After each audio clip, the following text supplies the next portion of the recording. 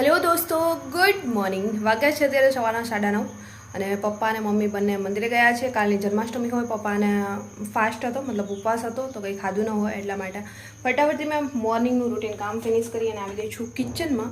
અને ફટાફટથી અહીંયા છે જમવાનું રેડી કરીશ પપ્પા માટે. હમણાં આવશે કેમ કે કાલે આખો દિવસ અને આખી રાતે કંઈ જમતા ન હોય. જન્માષ્ટમી જ્યારે રહી છે ને ત્યારે પપ્પા કંઈ જમે નહીં, એટલા માટે ફટાફટથી ચલો એમના માટે જમવાનું બનાવીશ અને ત્યાર પછી તમને બી મળીશ વ્લોગમાં. સો અત્યારે મેં છે અહીંયા બધા શાકભાજી વગેરે સુધારીને રાખી દીધા છે અને ફટાફટથી ચલો રસોઈ છે બનાવી નાખીશ.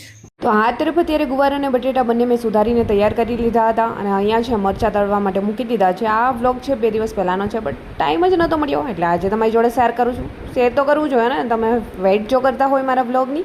સો ત્યાર પછી ફટાફટથી અત્યારે છે મને જેવું શાક વઘારતા આવડે છે એવું મેં વઘારીશ, એટલા માટે ફટાફટથી ચલો અહીંયા તેલ મૂકી અને શાક વઘારી લઈશ. અને મેં જ્યાં રસોઈ બનાવું છું ત્યાં સુધીમાં ઘર પર કોઈ નથી, તો અમારું ઋષિ છે ને આજે ઊંઘી ગયું કે નિરાત બધા ગયા. અને ત્યાર પછી અત્યારે ફટાફટથી ચલો આ તરફ લોટ બાંધી અને રોટલી બી કરવા લાગીશ, કેમ કે પપ્પા હમણાં આવી જશે એ પહેલાં મારે રસોઈ બી કમ્પ્લીટ કરવાની છે. તો શાક છે અત્યારે બનીને રેડી થઈ ગયું છે. ચલો ફટાફટથી રોટલી કરીશ અને મેં રોટલી કરીને રેડી કરી લઉં ત્યાં સુધીમાં તમે છે મિની વ્લોગ પસંદ આવ્યો છે તો લાઇક કરી દો અને ચેનલને સબસ્ક્રાઈબ નથી કરી તો સબસ્ક્રાઈબ બી કરી દો.